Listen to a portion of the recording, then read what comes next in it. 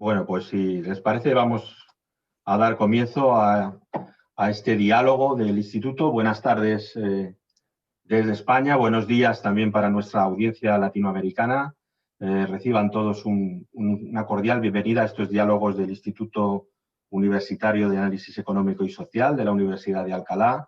Mi nombre es Rubén Garrido, soy el director del Instituto y soy profesor de Economía Aplicada de la Universidad. El Instituto de Análisis Económico y Social tiene por objeto servir de soporte para el desarrollo de actividades de investigación y de transferencia sobre cuestiones de actualidad, retos y problemas económicos y sociales de nuestro tiempo, y quiere contribuir de alguna manera con el trabajo de los integrantes del instituto y también de otros investigadores como el que tenemos hoy la suerte de contar con él. Quiere contribuir igual a la mejora de la investigación en economía, aunque tiene claramente una vocación multidisciplinar en sus inquietudes, ¿no?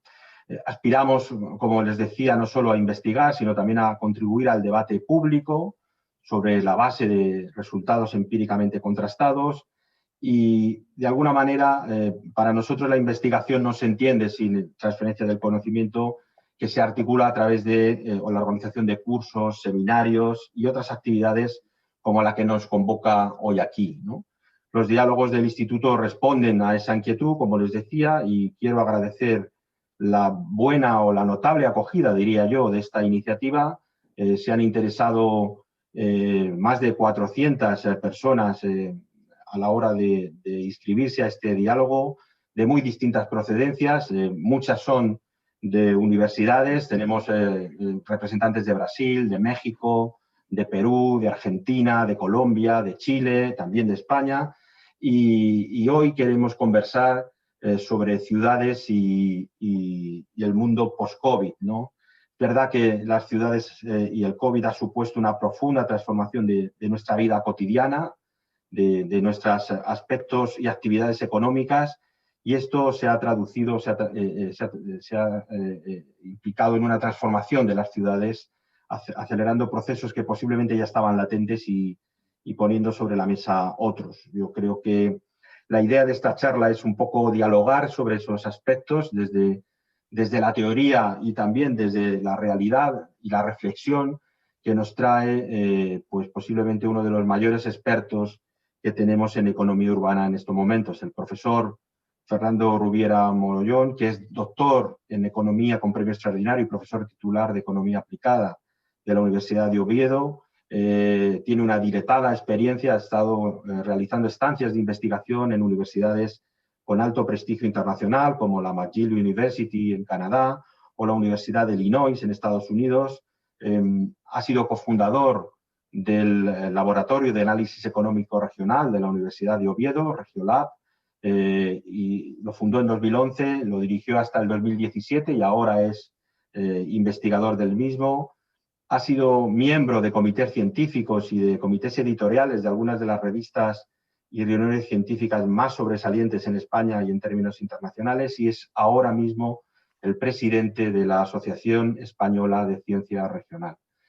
Su campo de investigación es el análisis regional y urbano, sobre lo que ha escrito mucho y muy bien. Tiene más de una cincuentena de artículos en revistas internacionales y más de 25 libros y capítulos de libro.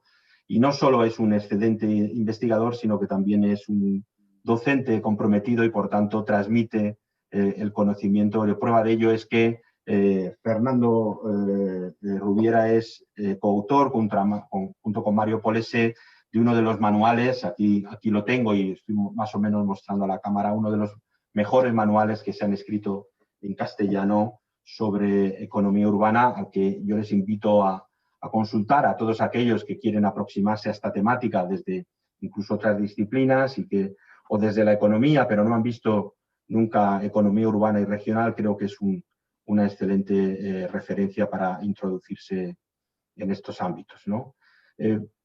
El doctor Rubiera expondrá durante un tiempo breve, máximo una media hora, sobre los aspectos que quiera compartir con nosotros, y nosotros a través del chat, en este caso lo haré yo, recogeré las inquietudes de la audiencia a través del chat, que pueden hacer preguntas a nuestro invitado que yo le trasladaré con mucho gusto. digamos, el volumen de participación hace mejor, una opción mejor esta que les digo, de utilizar el chat. Si fuéramos bastantes menos, podemos habilitar cámara y micro. Ahora el resto de la audiencia lo tiene deshabilitado por esa cuestión de hacerlo más fácil, ¿no? No quiero consumir más tiempo, quiero, eso sí, agradecer sinceramente al doctor Rubiera su presencia en estos diálogos y su siempre buena disposición para colaborar con el Instituto en todo aquello que se le propone, y darle las gracias. Y, querido Fernando, te cedo la palabra para que tú compartas con todos nosotros aquello que quieras. Adelante y muchas gracias. Muchas gracias, Rubén. Aparte de todo lo que has dicho, se nota que somos buenos amigos y por eso ha salido una presentación tan buena, ¿no? Que no sé si es justa y que no sé si pone el listón muy alto para todos nuestros participantes, que piensen que realmente vamos a tener una presentación más brillante de lo que puede ser en realidad. Pero muchas gracias por una presentación tan buena, tan positiva. Bueno, para mí es un placer enorme estar en estos diálogos y lo primero que quiero decir es agradeceros por darme esta oportunidad de participar con un instituto, además, al que le tengo mucho cariño, desde que surgió originalmente en el antiguo Servilab hasta ahora el Instituto de Análisis Económico y Social. Es un centro al que tengo mucho cariño por las personas que están ahí, por lo que representa este instituto, ¿no? Y la investigación que realiza. Pero aparte me brinda una oportunidad fantástica de tener esta audiencia tan repartida en Latinoamérica, en tantos países donde tengo tan buenos amigos, en México, en Colombia, en Brasil, en Chile, que tengo muy buenos amigos y muy buenos colaboradores, ¿no? Entonces es una oportunidad extraordinaria poder tener una participación, aparte de con la gente de España, que si tenemos más oportunidades, pues tener esta oportunidad de charlar sobre un tema además tan de actualidad como es este, ¿no? Una reflexión sobre cuáles son las tendencias que pueden tener algunas de las ciudades tras el efecto del COVID, ¿no? Tengo que advertir que la reflexión que voy a plantearos está hecha desde la perspectiva de España, la perspectiva de Europa, aunque muchas de las cuestiones, desde luego, pueden ser interesantes para Latinoamérica, muy interesantes para Latinoamérica, pero cuando la audiencia que está en Latinoamérica escuche las reflexiones que pueda plantearse, tiene que hacer un intento por hacer una traducción a sus países, ¿no? Una traducción no lingüística, pero es una traducción de que muchas veces las ciudades latinoamericanas tienen especificidades, tienen factores que las hacen más complejas o diferentes de las ciudades europeas, ¿no? Entonces, no vale aplicar directamente las reflexiones, aunque yo creo que más del 80% de lo que voy a decir está ocurriendo también, serán fenómenos que están ocurriendo en Latinoamérica. Entonces, sin retrasarme más, voy a compartir la presentación. Si no lo he hecho mal, me parece que deberíais de estar viendo la presentación, ¿verdad? Sí. Bien, perfecto. Quería hacer una presentación breve porque lo interesante quizás sea más abrir un tiempo amplio para el diálogo, ¿no? Y lo que quería además es apoyarme más que en análisis empíricos, que el fenómeno del COVID ha ocurrido muy pronto y sus impactos todavía están gestándose, y por lo tanto los análisis empíricos todavía no van a poder analizar o determinar qué está ocurriendo hasta dentro de un tiempo que empecemos a ver las consecuencias. Pues debido a eso quería apoyarme más en cuestiones teóricas y sobre la base de la teoría tener un marco de hacia dónde pueden ir conduciéndose algunos efectos, algunas secuelas que puede dejar toda esta crisis en el mundo urbano, en las ciudades, en la estructura que tienen las ciudades, ¿no? Me apoyaré entonces en el libro que acaba de enseñar Rubén, de Economía Regional. La primera edición fue una edición que hicimos pensando en España, pero resultó que tuvo más éxito en Latinoamérica que en España. Entonces pronto tuvo una edición, hace el 2017, si no recuerdo mal, o por ahí más o menos, tuvo una edición en Brasil, en brasileño, donde hicimos, en portugués brasileño, donde hicimos de la mano de Mónica Pires, que es una colaboradora con la que he trabajado frecuentemente, pues hicimos una traducción al portugués de Brasil, pero más que una traducción al portugués de Brasil, lo que hicimos es una traducción a las ciudades de Brasil, que son un mundo apasionante, verdaderamente apasionante, ¿no? Y hace muy poquito estrenamos la versión del libro con mi colega también, Ronnie Correa, también seguro que Rubén lo conoce muy bien. Ronnie Correa, hicimos una versión del libro para Latinoamérica, ¿no? La base teórica del libro es la misma. Lo que vamos haciendo en estas ediciones es el análisis empírico o la contrastación empírica de las teorías que se van presentando en el libro, se van adaptando a Brasil en un caso, a Latinoamérica en otro caso. Este libro, que ha sido editado por una prestigiosa editorial colombiana, creo que está teniendo una acogida muy buena en Latinoamérica y bueno, lo comento para quienes quieran profundizar en alguna de las ideas que vamos a exponer aquí, pues ahí en estos materiales está disponible, ¿no? Bueno, una de las ideas que se insiste mucho en el libro, que es algo verdaderamente relevante, es el valor que tiene en el centro de las ciudades, el punto central de las ciudades, ¿no? El centro de las ciudades es el lugar que cuando una ciudad tiene una estructura estándar, hay ciudades que se van rompiendo con esta estructura, pero cuando una ciudad tiene una estructura estándar, es el lugar más deseado de la ciudad, es el lugar donde se concentran la mayor parte de las actividades económicas, las actividades económicas más sofisticadas, más avanzadas, las oficinas, los comercios, y donde también tenemos todas las actividades sociales, culturales, de ocio, de cultura de la ciudad. Es un lugar que, por lo tanto, consigue integrar toda la ciudad a través de convertirse en ese lugar preferente por el que compiten todas las actividades y en busca de localizarse en ese centro. Y es el lugar donde se consiguen generar y aprovechar las economías de aglomeración, porque tenemos que tener en cuenta que las economías de aglomeración surgen cuando tenemos una aglomeración de población muy fuerte, pero no porque haya una aglomeración de población van a surgir las economías de aglomeración. El efecto positivo de esa aglomeración de población se consigue cuando esa población interactúa mucho, ¿no? Entonces necesitamos espacios donde se consiga que toda un área urbana, un área metropolitana, interactúe y todos los perfiles y las personas que existen en esa área urbana encuentren un punto donde se encuentren, donde consigan interactuar, en forma de negocio, en forma de ocio, en forma de cultura, da lo mismo, todo acaba generando creatividad y productividad en la ciudad.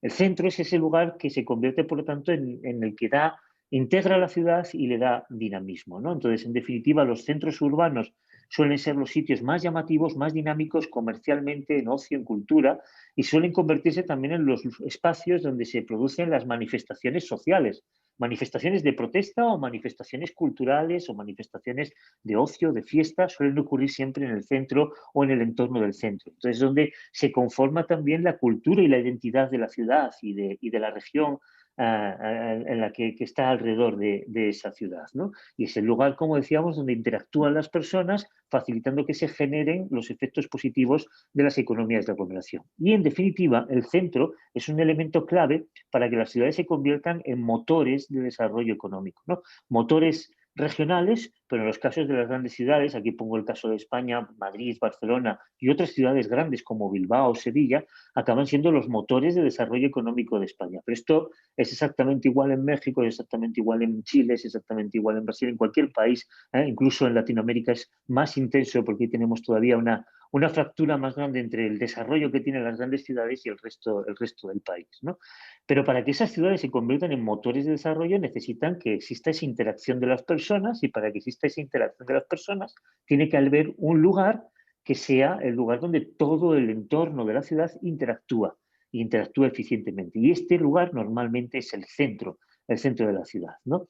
También esto hace algo que es una consecuencia negativa que tiene todo esto, es como el centro es el lugar más deseado, acaba siendo también el lugar más caro de la ciudad. Más caro, el suelo es el suelo urbano en el centro, es donde alcanza los valores normalmente más altos y también es donde se suelen producir procesos inflacionistas muy locales. Es decir, en el centro de las ciudades suelen ser más caros los bienes y los servicios, porque es tan deseado el lugar que sube el precio del suelo y esto provoca un efecto inflacionista, ¿no? Es una consecuencia negativa, pero que en el fondo también nos sirve como un reflejo de lo dinámico, lo atractivo, lo necesario que es ese centro, ¿no? Cuando tenemos que el metro cuadrado de vivienda o el metro cuadrado de local comercial o el metro cuadrado de oficina en el centro se dispara de precio, está indicándonos en realidad que ese centro es deseado, es el lugar más deseado de la ciudad y de la región, porque es el lugar que genera más productividad, más creatividad, ¿no?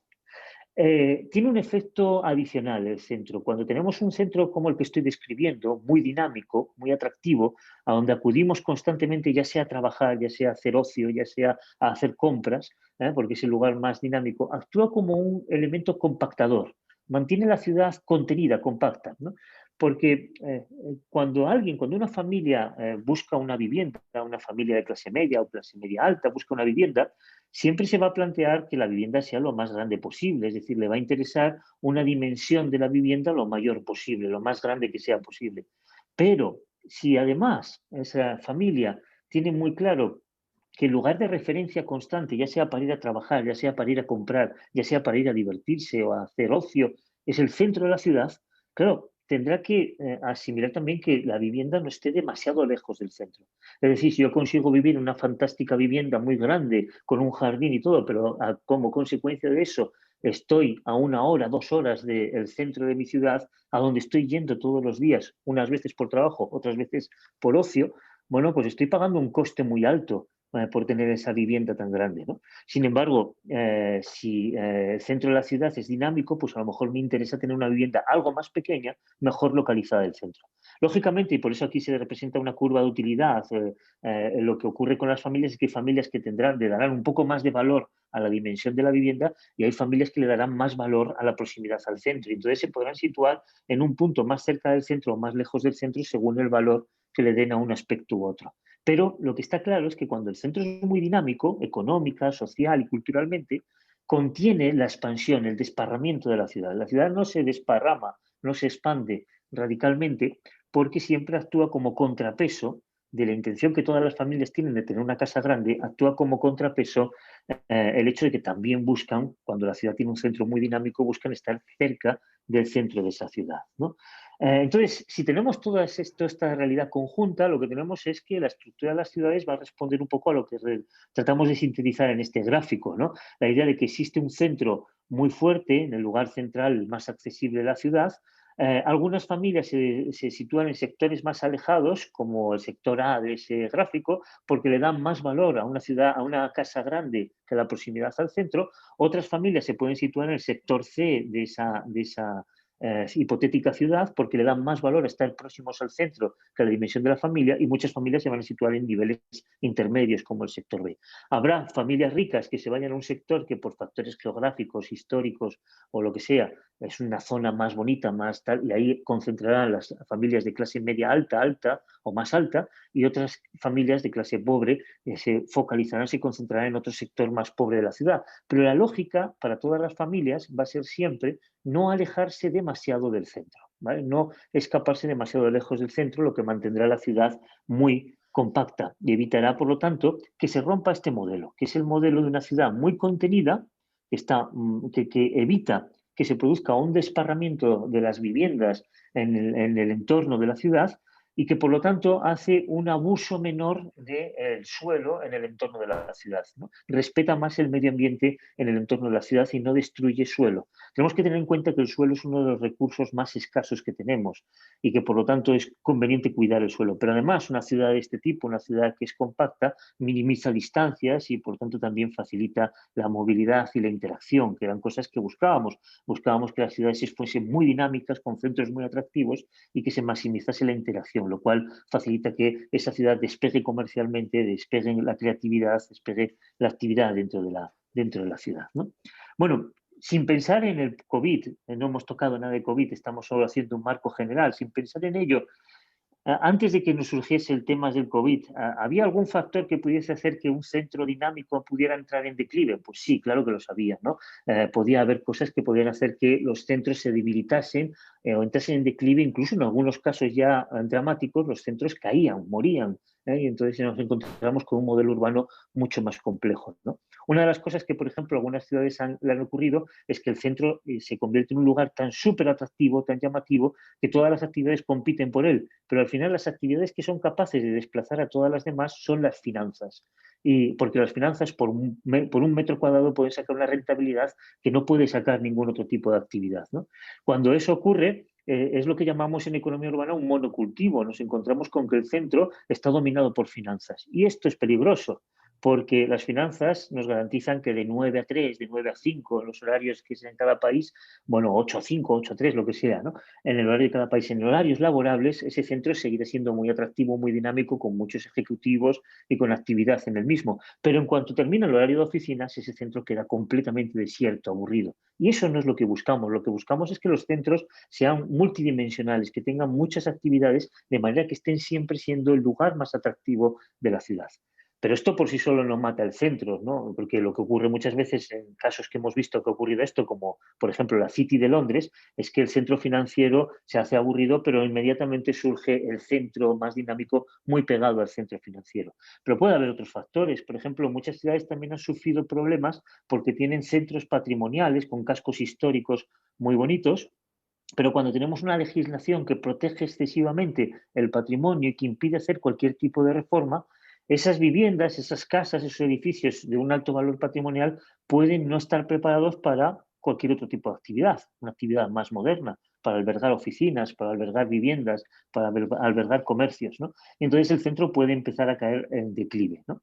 De nuevo, esto no hace que un centro se muera, lo que hace es que se desplace. Vemos en muchas ciudades, en España ocurre en muchas ciudades, en Latinoamérica también lo he visto en muchos casos, que el casco histórico ha dejado de ser el centro de referencia, ¿no? Igual que a veces la ciudad financiera ya no es el centro, tampoco el casco histórico, pero por sí solo no mata, lo que hace es desplazar un poquito el centro, aunque ya introduce problemas porque tenemos espacios complejos dentro del propio centro, ya sea porque es un casco histórico, ya sea porque es una ciudad financiera. Si le añadimos algún elemento más, y uno de los elementos más problemáticos que tienen las ciudades ahora es el abuso del vehículo privado como medio de transporte, el coche o el carro para muchos latinoamericanos que lo dicen, pero hablan así del carro, no del coche como decimos en España, bueno, el vehículo privado se convierte en el único medio de transporte que tenemos en la ciudad. Eso es negativo para el centro, porque el centro atrae toda la población y, por lo tanto, si nos movemos en vehículos privados, suele provocar caos circulatorios, ¿no? Muchas veces, algunas ciudades, y esto ha ocurrido en muchas ciudades de Norteamérica, Estados Unidos fundamentalmente, tratan de resolver este problema introduciendo autopistas y autovías que atraviesan el centro y que se convierten en redes muy eficientes que atraviesan el centro. Pero entonces ya sí que hemos conseguido matar el centro, ¿no? Si combinamos estos elementos, ya sea una ciudad financiera o ya sea el uso intensivo del coche y encima unas infraestructuras que atraviesan el centro, pues conseguimos matar el centro, ¿no? Ahora, es difícil, hay que ser muy perseverante para conseguir hacer que un centro entre en un declive continuo hasta que se muera, ¿no? Normalmente los centros resisten mucho. Ahora, ¿qué pasa si el centro entra en declive? Pues el primer elemento que tiene, si un centro entra en declive, un declive serio, es que se pierde esta capacidad de compactar la ciudad.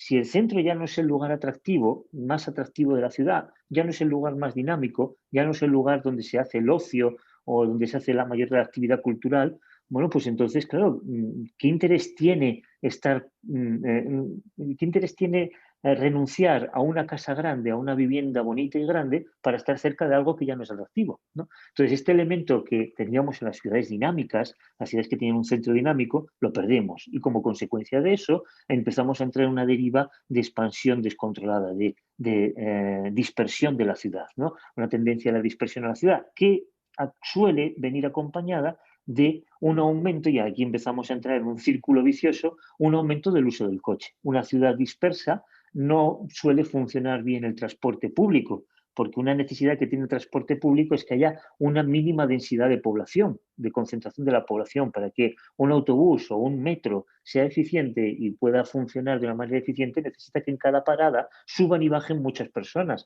que es lo que hace que sea mínimamente rentable el transporte público. Si tenemos una ciudad dispersa con muy baja densidad de población, lo que nos vamos a encontrar es que el transporte público no va a ser eficiente, va a dejar de funcionar o va a ser muy ineficiente y entonces conduce a que todo el mundo se mueva con vehículos privados. Y eso va a dar lugar ya a un fenómeno de abuso del vehículo. Con ello tendremos ciudades altamente contaminadas, contaminadas acústicamente y contaminadas con contaminación ambiental. Veremos cómo cae el sistema de transporte público, irá entrando en declive el sistema de transporte público y muchos autores han encontrado relación entre esto y muchos fenómenos. Por ejemplo, uno de los que ha sido evidenciado como más claro es la relación que tiene todo esto con la obesidad, ¿no? En aquellas ciudades donde todo el mundo se mueve en coche, en vehículo privado, no se usa el transporte público, no se pasea por la ciudad porque las distancias se han expandido y se han hecho muy grandes, la población se está moviendo en el vehículo privado. Y el vehículo privado es extremadamente perjudicial porque nos da una sensación de cansancio Llegamos a casa cansados con la sensación de que hemos hecho un esfuerzo cuando en realidad no nos hemos movido nada, absolutamente nada, ¿no? Si combinamos el abuso del vehículo privado con el abuso de ciertas dietas, pues ya tenemos un problema de obesidad como ocurre en Norteamérica o como ocurre en muchos casos también en Latinoamérica, ¿no? Un problema serio. Pero hay más problemas. En una ciudad dispersa de este tipo es muy difícil hacer eficientes ciertos servicios públicos como la recogida de residuos o los servicios públicos de agua o mantenimiento de luces o de alumbrado o incluso hasta a veces la seguridad de estas ciudades, ¿no? En cuanto se dispersan es muy difícil mantener la seguridad de estas ciudades. Todos esos servicios funcionan de una manera, por supuesto, depende de la capacidad de gestión que tenga un ayuntamiento o un gobierno local. Si el ayuntamiento o el gobierno local es muy malo, pues a lo mejor una ciudad compacta también tenemos que los servicios funcionan mal. Pero en principio, una ciudad compacta facilita que sea mucho más fácil gestionar y proveer todos los servicios públicos, ¿no? Mientras que una ciudad dispersa suele ser mucho más difícil, mucho más caro, mucho menos sostenible todos estos servicios públicos, ¿no? Bueno, en Europa, en algunas ciudades, aquí os represento mi ciudad de origen, Oviedo, ¿no? Desde donde os estoy hablando, que esto de poder conversar con gente de todo el mundo desde tu propia casa, pues tiene la ventaja de que hablo de Oviedo desde Oviedo. Esto es una foto satelital, foto interpretada, esto que se hace ahora mucho de ortofotos con las que interpretamos las imágenes por satélite y que están georreferenciadas, donde tenemos la ciudad de Oviedo. En esta zona, que es la más densa, donde se ve todo el cogollo amarillo, ¿no? Entonces, es la ciudad tradicional, pero si podéis ver, donde se marca con unas elipses azules, las zonas por donde la ciudad está empezando a crecer de forma dispersa, ¿no?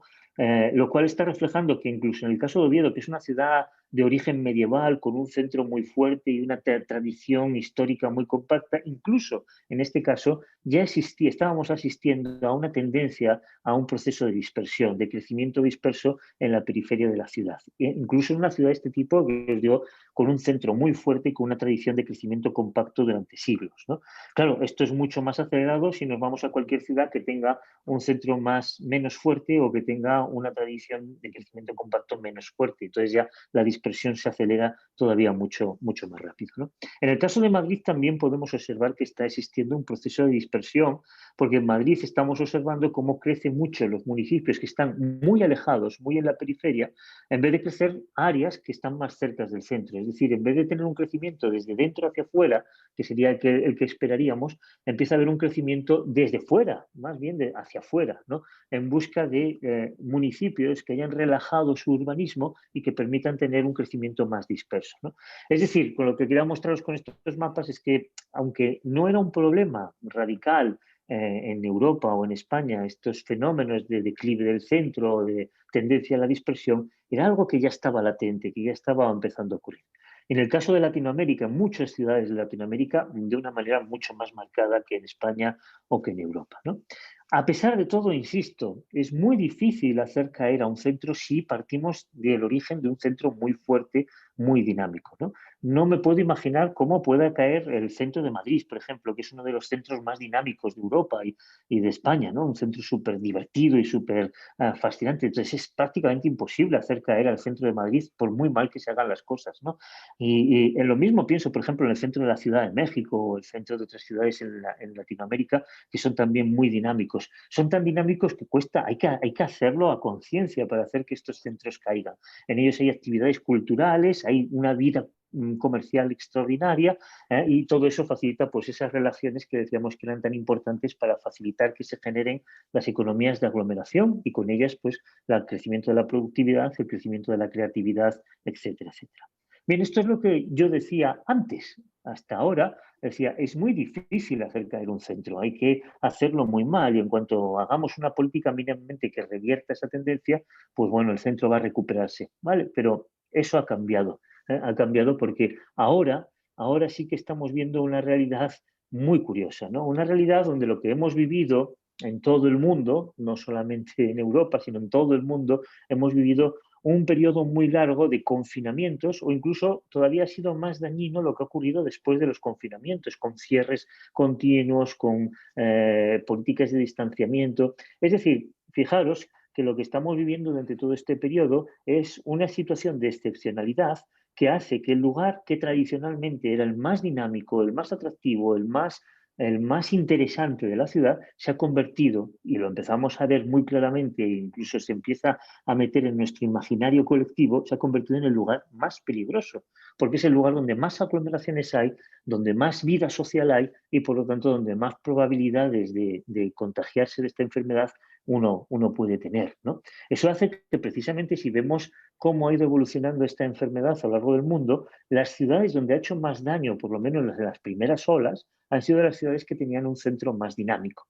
En el caso de Estados Unidos, Nueva York fue la ciudad que más sufrió, porque era precisamente la que tenía un centro más dinámico. Aquí en Europa, las ciudades con centros más fuertes son las que más han sufrido. En concreto en España, la ciudad que ha tenido los impactos más duros del COVID, especialmente en la primera ola, fue Madrid, porque precisamente tenía un centro extraordinariamente dinámico y además en el que interactuaba mucho más que su población, sino toda la población de España y con unas conexiones globales muy fuertes. Eso ha convertido al centro de Madrid probablemente desde la perspectiva del COVID en el lugar más peligroso de España, ¿vale? Igual que el centro de cada ciudad se ha convertido en el lugar probablemente más peligroso desde esta perspectiva anómala, extraña que estamos viviendo del COVID, el lugar más peligroso de cada una de estas ciudades, ¿no? Pero casi más daño que ese periodo que tuvimos con las primeras olas de la enfermedad, lo está haciendo la persistencia que esta enfermedad tiene y cómo está transformando muchas de nuestras pautas de consumo y de estilo de vida, ¿no? Por ejemplo, una de las cosas que más ha cambiado en estos años, que en realidad lo que ha provocado es que se acelerase y se amplificase algo que ya existía, pero que se ha amplificado enormemente, es el comercio electrónico, ¿no? Y el dominio que han ejercido compañías como Amazon, ¿no? Hemos cambiado en casi todos los países, hemos cambiado el consumo que hacíamos en nuestras tiendas de barrio o de centro por un consumo a través de Internet, ¿no? Buscando, pues eso, minimizar los contactos sociales precisamente en el centro de la ciudad, ¿no? Y esto ha crecido mucho porque está durando mucho toda esta crisis y por lo tanto incluso hasta los más reacios, entre los que me podría encontrar a hacer comercio electrónico, hemos acabado haciendo comercio electrónico de manera muy intensa, ¿no? Y muchos estamos descubriendo que no está tan mal, que para algunas cosas es útil, por lo tanto es muy probable que una buena parte del comercio electrónico haya venido para quedarse para siempre, ¿no? Pero también hemos visto que se ha generalizado la tendencia al teletrabajo, hasta el punto de que muchas empresas han decidido cerrar sus sedes que normalmente estaban localizadas en los edificios en el centro de la ciudad. Claro, edificios, oficinas que eran muy caras, porque el centro era un lugar muy deseado, muy caras, ¿vale? Y que han visto la oportunidad de cerrar esas oficinas y de trasladar todo el trabajo a las viviendas de las personas, ¿no? Quedándonos entonces con centros vacíos de comercio, vacíos de ocio o de actividades culturales y vacíos de trabajo, ¿no? El centro, que era el lugar más deseado, ahora ya no lo desea nadie, ¿no?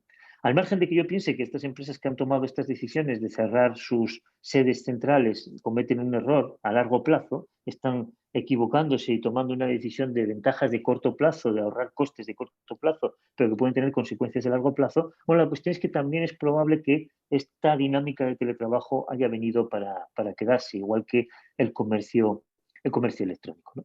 Una pregunta interesante que nos podemos plantear a partir de estas reflexiones es si el COVID está actuando como una fuerza centrífuga. Esta pregunta, la primera vez que vi planteársela se la planteó Alessandra Fayán, que es una economista italiana muy buena en temas de economía regional y economía urbana, y me parece una pregunta muy interesante. Es decir, ¿es el COVID una oportunidad porque se convierte en una fuerza centrífuga? ¿Es una oportunidad para todas esas regiones que están en áreas periféricas y que normalmente no eran capaces de competir con las regiones centrales, con las grandes ciudades y con los centros de las grandes ciudades? El COVID puede significar, por ejemplo, en el caso de España, que buena parte de los negocios de Madrid se estén marchando para Castilla, para Extremadura, para regiones que están en esa periferia, incluso para mi región, para Asturias, regiones periféricas. O si llevamos la pregunta a México, esa concentración excesiva que se ha producido en México, ciudad, gracias al COVID puede provocar una fuerza centrífuga que permite un desarrollo del sur o de la periferia norte, centro-norte, gracias a que se están marchando actividades desde México, o por el contrario no actúa realmente como una fuerza centrífuga, ¿no?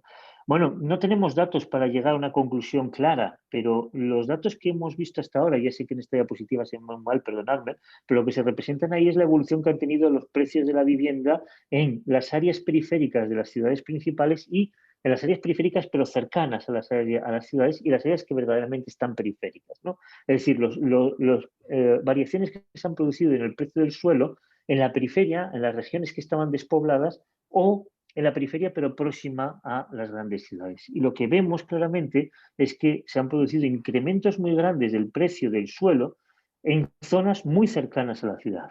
Es decir, la caída, el declive forzado que esta enfermedad ha provocado al centro de las ciudades no se ha transmitido a las regiones vaciadas, a las regiones pobres de la periferia. Lo que ha hecho es que se ha transmitido a los municipios, a las zonas más cercanas, ¿no? En el caso de Madrid, el centro ha caído y eso ha provocado un aumento del atractivo de los municipios de la periferia de Madrid, ¿no? Esas zonas que están a una hora y media, 45 minutos del centro de Madrid. Me imagino que la lógica en el caso de México, en el caso de Chile, en el caso de Brasil está siendo parecida, ¿no? Es decir, la idea es que el COVID no actúa como una fuerza centrífuga, sino como una fuerza de desconcentración contenida. Sí que provoca una cierta desconcentración, pero no una desconcentración radical, donde las familias y los negocios se marchan a las regiones pobres, sino una desconcentración contenida donde se marchan a la periferia de las ciudades principales, ¿no? Por lo tanto, la única ventaja que podría tener todo esto que estamos viviendo, que era que reequilibrase geográficamente los países y que consiguiese un cierto reequilibrio, por ejemplo, en España, de la España vaciada, o en otros países, pues, por ejemplo, en México, del sur de México, ¿no? Este fenómeno no está realmente ocurriendo, ¿no? Sino que lo que está ocurriendo simplemente es que la ciudad se expande, se dispersa, crece hacia los municipios cercanos, pero de forma contenida, no tiende a provocarse un desparramiento a lo largo de todo el país, ¿no? De todo el conjunto del país. Bueno, resumiendo, ya voy a ir terminando para lo más interesante de un diálogo, que es dialogar, ¿no? ¿Cuáles serían, en definitiva, las consecuencias que tiene una pandemia como esta? Pues que estamos viendo cómo incrementa el comercio electrónico, se incrementa el teletrabajo, estamos viendo cómo está provocando el cierre de pequeños negocios comerciales, de hostelería, de actividades vinculadas al ocio, y estamos viendo cómo todo esto está impactando en nuestras preferencias y está cambiando los patrones residenciales. Cada vez se buscan mayores viviendas de mayor tamaño. Sobre todo se valora muchísimo que las viviendas tengan un espacio de jardín en su entorno y que estén en un entorno natural, y por lo tanto cada vez se prescinde más de la proximidad al centro, que por otra parte ese centro ya ha dejado, aunque sea transitoriamente, ha dejado de ser atractivo, y es posible que también quede una secuela en nuestra forma de pensar respecto a la seguridad del centro, ¿no? Eso está haciendo que estamos viviendo una pérdida de tejido empresarial local y que estemos experimentando un proceso de aumento del consumo global versus el consumo local. Lo que trae consigo a empresas como Amazon, empresas como Netflix, es que estemos sustituyendo comercio local por comercio global. Estemos sustituyendo cosas producidas en nuestro entorno local y coherentes con nuestra cultura local por cosas que se producen globalmente y que implican, por lo tanto, más exportaciones, más importaciones, más globalización del comercio. Y lo mismo está ocurriendo con el ocio. Estamos sustituyendo ocio local o cultura local por cultura global, ¿no? Por cultura producida en Estados Unidos o en como grandes productores del cine o del entretenimiento en plataformas como Netflix, ¿no? Segunda consecuencia que estamos viendo es que se están vaciando los centros urbanos y hemos provocado un declive del centro como lugar de trabajo y ocio muy acelerado, que hubiera llevado muchas décadas que se hubiese producido por un proceso más natural, ¿no? Y todo esto ha provocado una tendencia a la dispersión, ¿vale? Que todavía no se está manifestando, porque estas cosas tardan mucho tiempo en que acaben de materializarse, pero va a provocar una dinámica de depredación del suelo, de expansión de la ciudad, que generará problemas de movilidad y que generará también problemas de gestión de recursos y de residuos. Es decir, todo esto, y siento tener una visión negativa, aunque ahora terminaré con algo más positivo, pero bueno, todo esto está provocando la caída del centro y el declive que ha generado el COVID en el centro, está provocando que estemos generando ciudades menos sostenibles, menos capaces de generar economías positivas de aglomeración, menos capaces de integrar a la población de esas ciudades porque han perdido el punto de referencia que era el centro, ¿no? Y han tendido a esa dinámica de expansión que tiene unas terribles consecuencias medioambientales y también sociales, ¿no?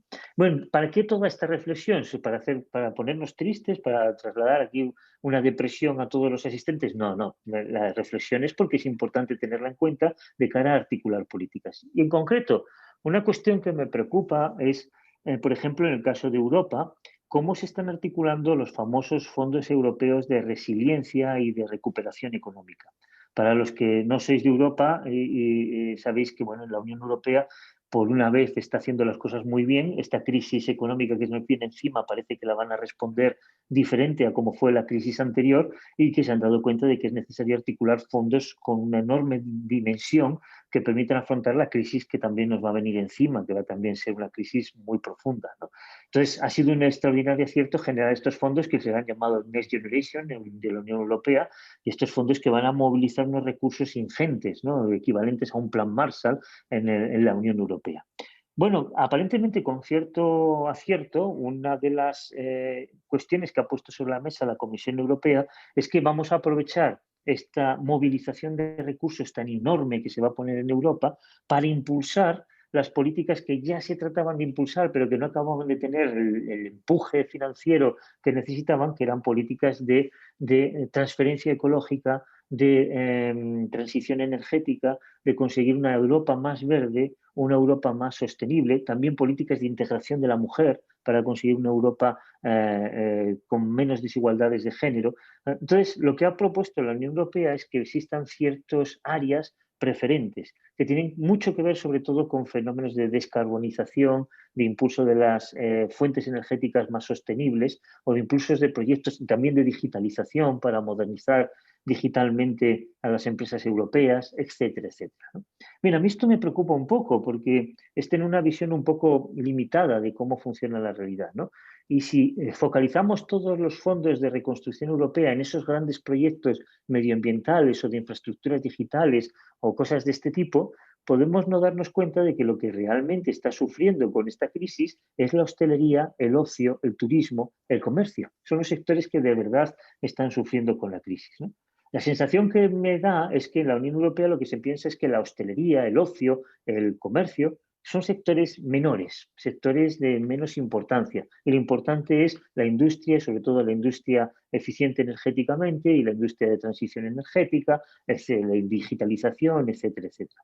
Pero lo que he tratado un poco de exponer a lo largo de esta presentación es esta idea de que cuidado, porque la hostelería nos parece que es simplemente un lugar para hacer ocio y para pasárnoslo bien, o que lo mismo puede pasar con los teatros y con el ocio, pero en realidad son los elementos que convierten a un centro en dinámico, en creativo, en atractivo, que hacen que, por lo tanto, el centro compacte la ciudad y la haga más sostenible, la haga más integradora, la haga capaz de crecer mucho más, además con más identidad local, no caer en una identidad global, perder la identidad local. Es decir, al final la hostelería, el ocio, el comercio son sectores claves. En ausencia de estos sectores, y si estos sectores se nos caen, vamos a entrar en un modelo urbano que no es el nuestro, que es un modelo urbano más propio de Norteamérica, y que además genera también un tipo de consumos y unos patrones de consumos para los que está mucho más preparado Estados Unidos que Europa, ¿no? Y que además van a ser menos sostenibles. Entonces, simplemente esta era la idea, cuidado con comprender bien el papel que juega el centro de la ciudad, que es el centro de la ciudad el que está siendo dañado, que es la hostelería, que es el comercio, que son los teatros, que es el ocio los que están siendo dañados y que son hacia donde deberían de ir una parte muy importante de estos fondos, porque también a través de esos sectores podemos garantizar ciudades más sostenibles, ciudades más creativas, capaces por lo tanto también de dinamizar economías más sostenibles y más creativas. Bueno, estas eran un poco las ideas que os quería plantear, sobre todo, bueno, aquí la idea de los sectores sobre los que deberíamos intervenir, con la idea de abrir este turno de comentarios, de diálogo, esperando pues recibir ideas, sugerencias o comentarios por vuestra parte y agradeciéndoos mucho vuestra atención. Muchas gracias, quedo a vuestra disposición. Bueno, oye, muchas gracias, Fernando. Ha sido una exposición muy clara, muy concreta, muy eficaz, si se me permite, sujetándote al tiempo.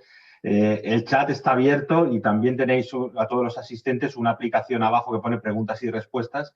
Ha habido alguna.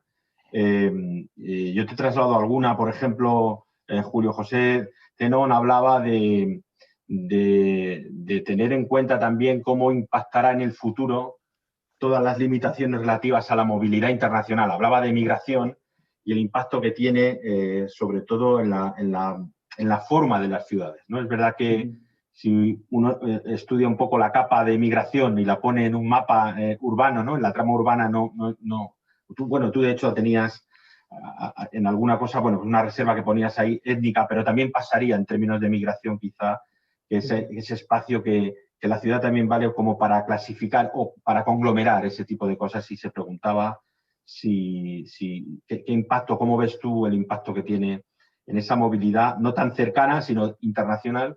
Supongo que pensando también en que la emigración latinoamericana hacia Europa o hacia las ciudades europeas o españolas puede cambiar de patrón, o no sé si se recuperará del todo. Es verdad que ahora estamos muy limitados, evidentemente, por la situación sanitaria actual, pero ¿cómo lo ves esto? ¿No? Esto es Sí. Hay una parte que es muy clara, muy vinculada a lo que estábamos viendo en la presentación, que es que el centro también ejerce un poder. Cuando hablaba del efecto integrador del centro, va también por esta idea, ¿no? Si vemos las ciudades que tienen un centro muy dinámico, muy fuerte, consiguen integrar las distintas etnias, ¿no? De las distintas razas, etnias, orígenes, inmigrantes, se integran mucho más rápido, ¿no? Yo creo que, por ejemplo, en Madrid la integración de los inmigrantes es muy rápida porque interactúan muy rápido en el centro. Uno se va al centro de Madrid y tiene la sensación de estar pues en México también, ¿no? Porque tiene una interacción cultural extraordinaria, ¿no? Entonces esto facilita mucho desmontar prejuicios frente a los inmigrantes o frente a las razas, que ocurre en otras ciudades, donde si el centro no existe, se produce segmentación de los barrios. Entonces los afroamericanos acaban en un barrio, los latinos acaban en otro barrio, los blancos acaban en otro barrio. Entonces lo que nos encontramos es que la gente va generando unos prejuicios y se va segmentando. Aparte de que no nace nada interesante en esas ciudades, ¿no? Cuando vemos la creatividad artística de Nueva York es extraordinaria porque el centro de Nueva York integra afroamericanos, latinos, etcétera, y de ahí están surgiendo las corrientes de música o las corrientes culturales que todos consumimos, ¿vale? Y que nacen ahí en las calles de Nueva York porque estamos integrando la música negra de jazz con la música latina. Entonces, pues bueno, pues surgen las corrientes de música que todos consumimos y que todos disfrutamos. Pero si tenemos una ciudad como Los Ángeles, con los barrios completamente segmentados, no se consigue esa integración. Entonces, un modelo urbano que parece que tiende más a ciudades con centros más débiles y más dispersos es un modelo que también desde esa perspectiva probablemente sea menos sostenible, ¿no? Más difícil de conseguir integrar las distintas razas. Ya es difícil en una ciudad con un centro, porque esto es uno de los elementos siempre muy complejos para cualquier ciudad, ¿no? París tiene un centro muy fuerte y ni con esas consigue integrar a las minorías mayoritarias de árabes en París, ¿no? Ni con esas, pues hay choques culturales muy fuertes, ¿no? Pero normalmente una ciudad con un centro fuerte consigue integrar mucho mejor y dar una oportunidad mucho más rápida a los inmigrantes, ¿no? Entonces, desde ese punto de vista, la observación de Julio José me parece muy interesante. Podemos encontrarnos con un problema de integración de inmigrantes más grande en este modelo de ciudad que parece que puede salir apuntalado después del COVID, ¿no?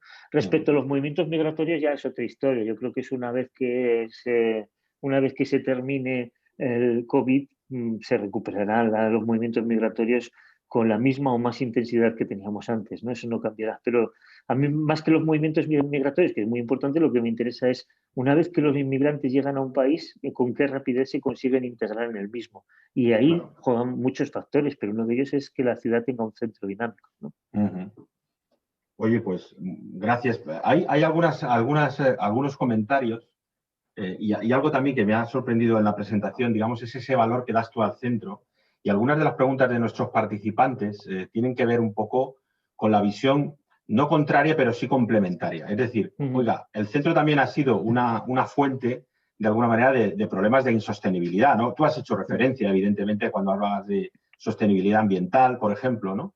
Y a veces se ha visto como ese impacto, esa tendencia que puede provocar la COVID de hacer una ciudad como más polinodal, ¿no? O donde hay, ¿no? Y que por tanto, no tanto dispersión, pero sí, ¿no? Incluso en París hablaba, ¿no? Esa búsqueda de la ciudad de los 15 minutos, ¿no? ¿Hasta qué punto esto también es una oportunidad para hacerla más sostenible? Es decir, que en el fondo no sea un único centro, sino una especie de ente vivo que está sujeto en varios, ¿no? En varios centros donde la gente posiblemente viva y trabaja más cerca, ¿no? Esa que os decía de la ciudad de 15 minutos, y van por ahí algunas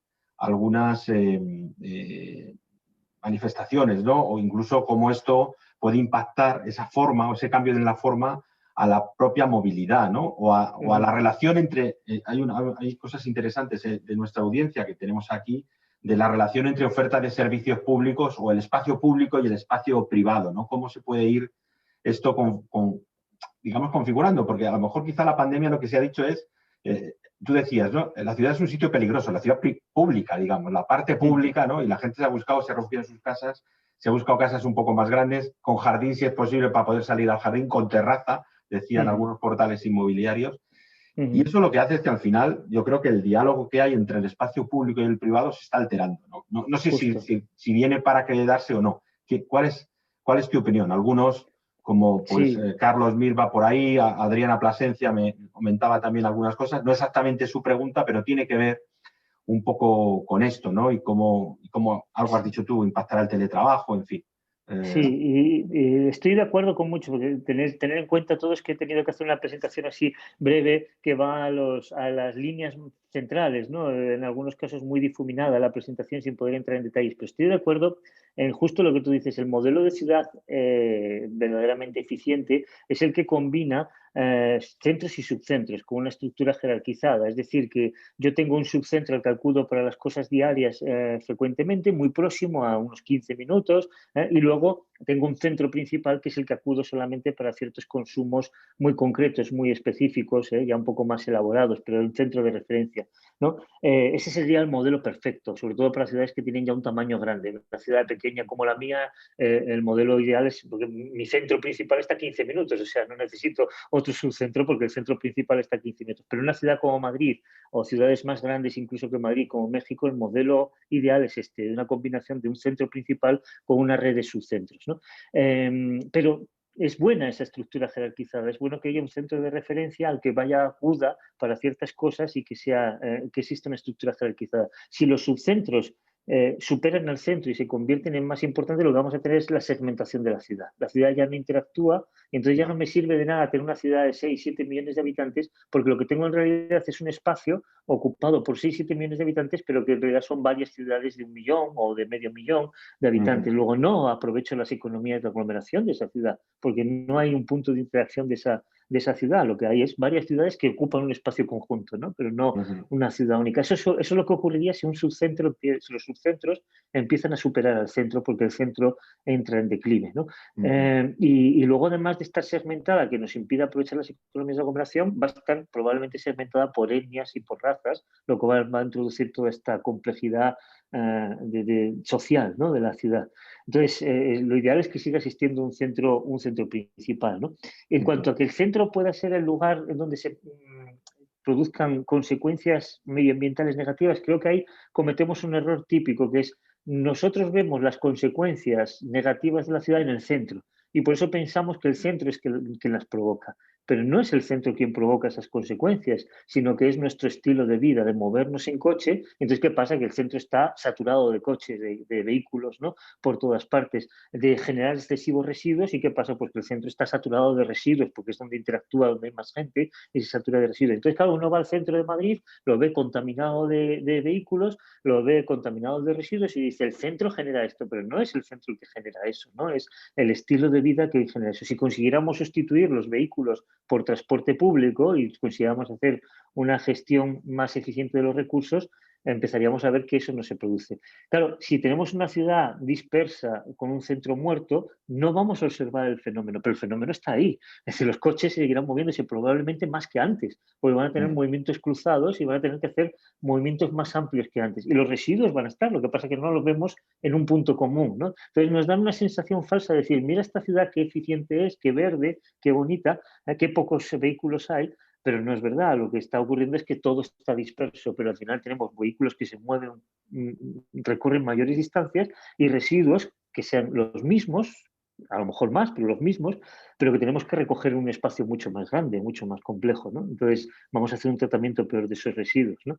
Entonces, bueno, más peligroso que no haya centro porque no vemos los problemas, pero están ahí, Ujú. existen exactamente igual, ¿no? Fíjate, en relación con lo que estás comentando, no exactamente, pero desde la Universidad de Sevilla, no me acuerdo ahora, pero lo busco, hablaba Javier Hostos Ujú. del problema de una de las actividades importantes, que ha habido muchas también con ese balance tan complicado, ¿no? El que es el turismo, ¿no? Ah, Como sí, claro, los procesos de claro, impacto en el pasado, ¿no? Cómo el claro, turismo podría ser se había convertido en aquello que recuperaba el centro, pero llega un momento que pasada una dimensión, pues aparecen fenómenos de claro, gentrificación o de otro tipo, ¿no? Y que expulsan a la... Yo algo has dicho, evidentemente, sí. pero de Claro, es alguna manera que buscar tu opinión, ¿no? ese era uno de los cuando no existía el COVID y veíamos que amenazaba el centro, la mayor amenaza que podía tener el centro de muchas ciudades era el turismo, ¿no? Que era Ujú, morir de éxito, justamente lo claro, contrario, efectivamente. morir de éxito porque el centro de Madrid era el lugar, o el centro de Sevilla o el centro de Barcelona eran los lugares más atractivos para el turismo y se convertían en parques temáticos prácticamente, ¿no? Claro. Y claro, sí, sí, había un proceso de gentrificación muy claro. Ese era el problema pre-COVID más importante que teníamos, ¿no? Y Sí. posiblemente algún día volvamos a tener ese problema, ¿no? Ujú, Pero también vuelve a ser también un reflejo del éxito, ¿no? Lo que pasa es que tenemos lo mismo que, por ejemplo, una de las causas que pueden llevar a que un centro entre en declive era el abuso del sector financiero del espacio del centro, nos puede ocurrir exactamente lo mismo con el abuso del sector turístico del espacio del centro, ¿no? ujú, Es un fenómeno más novedoso que empieza a ocurrir mucho ahora en Barcelona y en Madrid, pero que nos puede ocurrir exactamente lo mismo. Lo que pasa es que es más fácil de solucionar con políticas, ¿eh? Porque introduces una serie de políticas para evitar que se produzca ese monocultivo, ya sea monocultivo financiero o monocultivo turístico, introduces una serie de frenos y ya tienes el fenómeno salvado, ¿no? Y por otra parte, si lo frenas un poquito, o sea, Madrid tiene la oferta de musicales y de teatro y de actividad cultural que tiene, no por los que residís en Madrid, sino porque Madrid es la ciudad del espectáculo de toda España, ¿no? Lo mismo que le ocurre a México, que le ocurre en otras muchas, Nueva York. Nueva York no está viviendo del consumo que hacen los neoyorquinos, sino del consumo que hace todo el planeta, de ese ujú, consumo, de ese producto. Y eso, claro, le da una amplificación extraordinaria a la vida cultural en esa ciudad, ¿no? ujú. Pero claro, hay que tener cuidado porque te puedes morir de éxito. Lo que pasa es que el COVID introduce una variante tan diferente que es más difícil, yo veo más difícil cómo estimular con política, como dejes que se te caiga, luego a ver quién lo Sí, recupera, ¿no? A sí. ver quién lo recupera. Es verdad que yo creo que van a cambiar mucho esas dinámicas, ¿no? Porque algunos de los intervinientes hablaba, por ejemplo, bueno, no me parece que era Isis Torres, decía, bueno, pero es verdad que en el caso chileno hablaba, ¿no? Que pasa igual en cualquier, ¿no? El ir al trabajo o hacer tus planes ahora en transporte público, pues hay una prevención evidentemente en contra Ujú. y de hecho, por ejemplo, se ha observado la venta de vehículos de segunda mano, de coches ahora por lo Se ha menos en disparado. España, se ha disparado precisamente por esa prevención de ir como sardinas en lata, ¿no? En un El transporte transporte público. público en el centro, ¿no? Y por tanto parece que tiraríamos más del transporte privado. Y eso me lleva un poco a ese uso privado y público de las Ujú. ciudades, porque hay otras intervenciones que van en la línea de decir, nos estamos dando cuenta que quizá el tener más espacios abiertos dentro de la ciudad, el volver a los mercados, si quieres, casi de raíz medieval, ¿no? Esos que se hacían en Ujú. la plaza, ¿no? Ujú. Puede revitalizar ese centro, ¿no? Porque ese posible impacto de futuro donde la gente no quiera ir a un centro comercial porque hay mucha gente, pero sí pasear por unas avenidas más amplias donde hay un comercio con una dimensión más pequeña y más manejable de alguna manera, donde esa interacción social se puede hacer de una manera, digamos, más segura, eh, podía ser un futuro incluso para revitalizar algunas zonas del Cierto, centro que se van cayendo con ese cierto. espacio. Es verdad que eso a Sí. lo mejor es más terreno de urbanistas que de economistas, pero ¿tú qué opinas? Sí, tienes toda la razón. Yo creo que una de las cosas que hemos vivido más interesantes una vez que salimos de los confinamientos aquí en España fue ese despertar de la ciudad cuando no tenía vehículos privados, cuando nos teníamos que mover andando por la ciudad y cuando se empezaron a abrir las terrazas de los bares, pero para eso se eliminaron carriles de coches para utilizarlos para las terrazas de los bares y para utilizarlos para el comercio y estas cosas, ¿no? Eso ha sido un despertar extraordinario, pues sí, ojalá lo que quede de la pandemia sea eso y no lo otro, ¿no? Es posible porque lo que nos hemos dado cuenta ahí con eso es que estamos recuperando para uso público el espacio público, que curiosamente la mayor parte del espacio público de la ciudad estaba siendo ocupada por bienes privados, que son los coches, ¿no? Fijaros lo absurdo que sería, por ejemplo, que yo cogiese mi sofá de casa y lo bajase a la calle y lo pusiese ahí en la calle, porque es un bien privado, y que lo aparcase ahí en la calle porque me apetece cada cierto tiempo bajarme a la calle y sentarme en mi sofá, ¿no? Ya me dirían que estoy loco, que es un bien público y que no puedo llevar cosas privadas al bien público, ¿no? Pero todos los días aparco delante de mi casa el coche, que es bastante más grande que mi sofá, ¿no? Y ocupo un espacio público ahí, ¿no? Entonces, lo que sería muy interesante es que nos diésemos cuenta del daño que hace el coche, el vehículo privado, al espacio público y cómo convierte.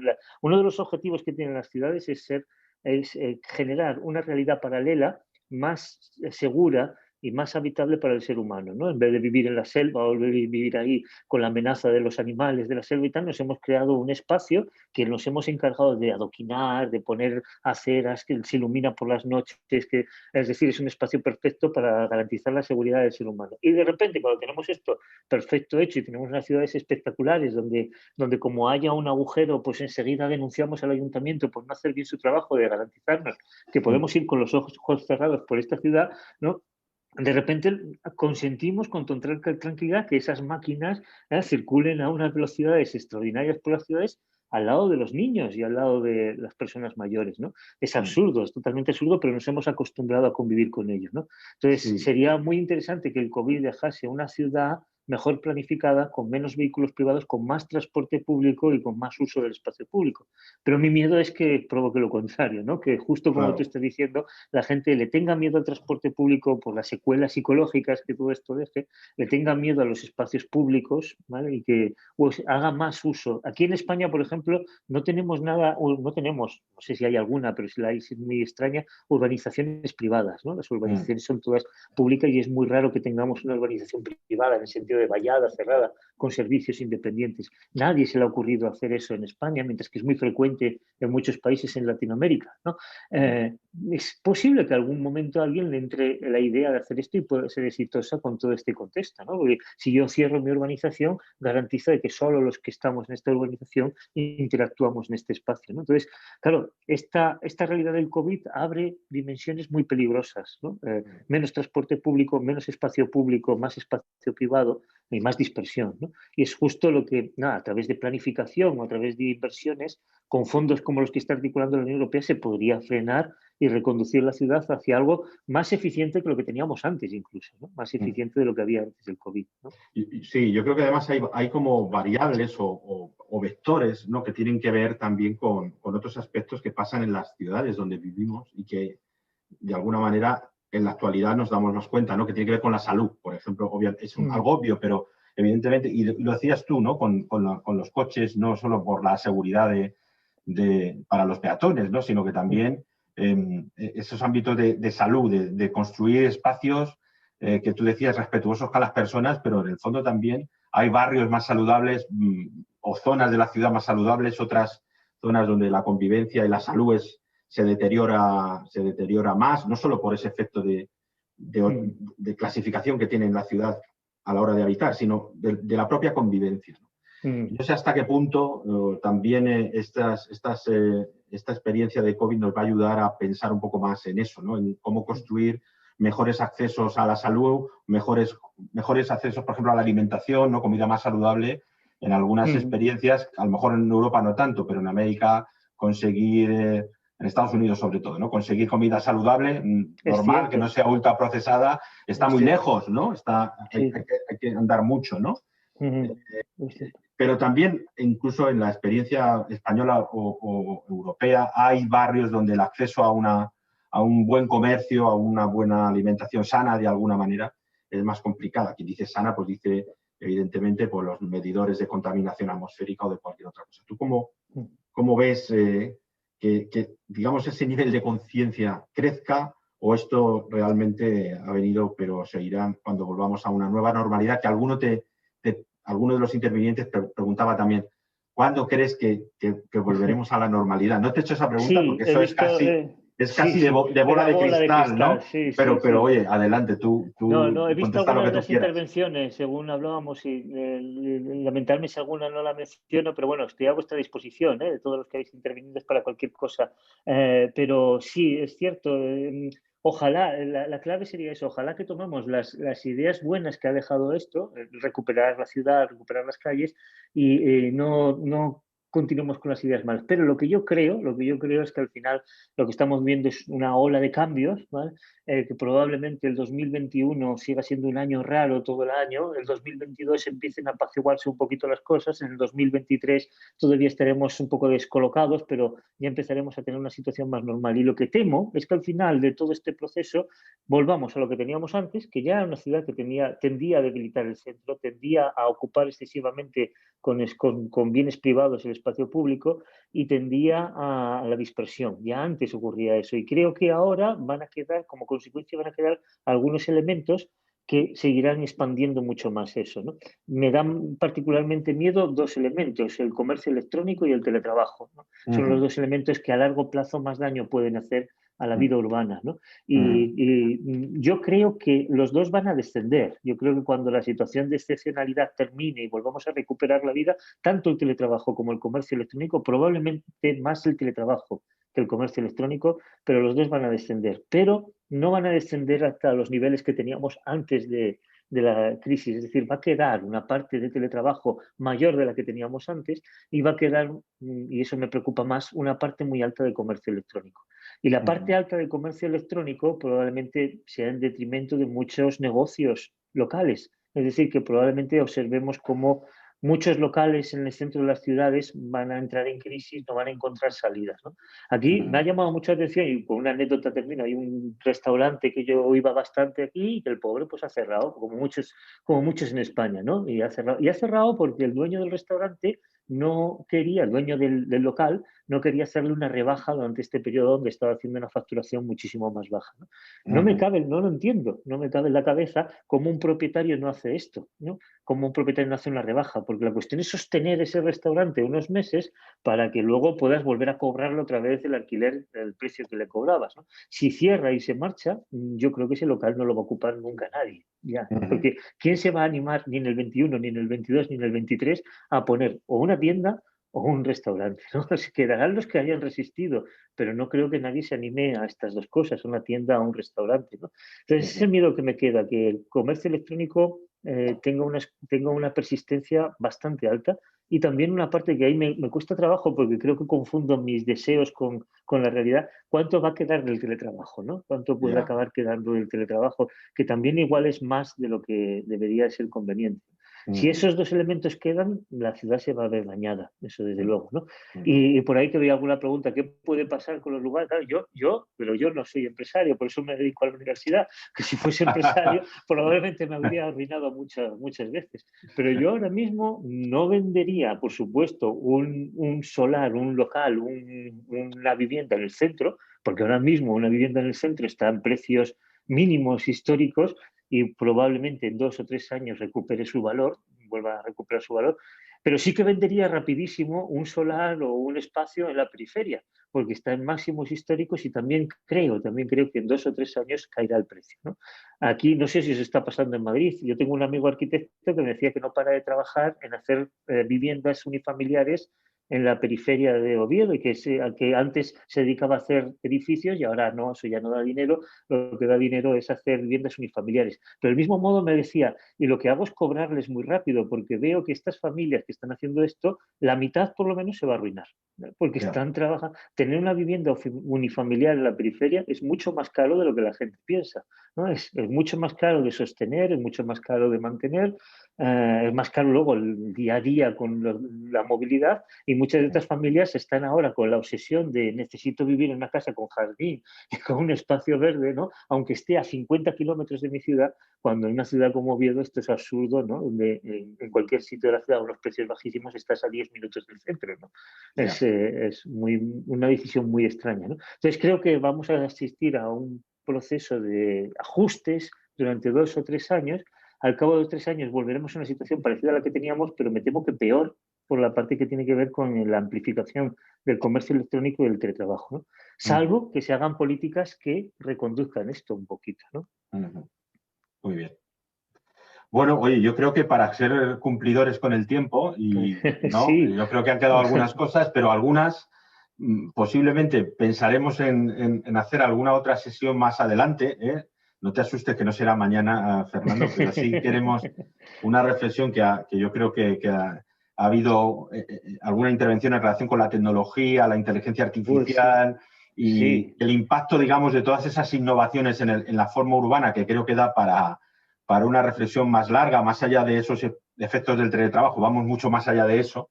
Sí. Y que quizá nos podamos emplazar en un futuro para pensar en... Seguro, porque además es algo que seguro podemos hacer cosas juntos, tú y yo, Rubén, ¿no? Porque ahí tú sabes más que yo. Y seguro que hay cosas interesantes. Interesantísimas, y claro, y no he tocado nada de todo esto de los coches autónomos, eso es. Es un cambio de paradigma, ciertamente. Claro, yo creo que a lo mejor pues lo haremos más adelante y estás cordialmente invitado. Hay algunas cuestiones que se quedaron en el tintero. Hablaban sobre todo del impacto del COVID en Latinoamérica y tal, y a propósito, quizás no te las he trasladado, no porque no tengas una opinión fundada, que la tienes, pero me la quería reservar esa inquietud para de alguna manera también anunciar que de esto vamos a hablar en diálogos posteriores con otros colegas. El próximo 26 de abril tendremos un diálogo que lo vamos a publicitar también en el portal de becas de Santander y en nuestra página web sobre esa recuperación en Latinoamérica. No tanto esa opción, digamos, territorial, como lo hemos dicho hoy, no necesariamente, pero complementando. O sea que yo quiero agradecerte primero tu siempre buena disposición, tu claridad en la transmisión de estas ideas que a veces son complejas, pero parecen fáciles, y yo creo que cuando alguien lo hace y parece fácil es muestra primero de su conocimiento y su capacidad para poder interesarnos. Hemos estado aquí hasta el final, prácticamente más de 100 personas, habrás visto en los participantes. Ya, sí. Muchas gracias. Y quiero agradecer a todos, ¿no?, su confianza en nosotros y esperar que todos nos veamos, aunque sea de momento por aquí, y luego cuando nos dejen movernos un poco más, pues en el centro de la ciudad haciendo alguna cosa, ¿no? Sí, justo. Bueno, pues nada, muchas gracias, Fernando, insisto, y a todos nos emplazamos hasta la siguiente. Mucha salud para todos y muy buenas tardes, buenos días en la otra parte del mundo.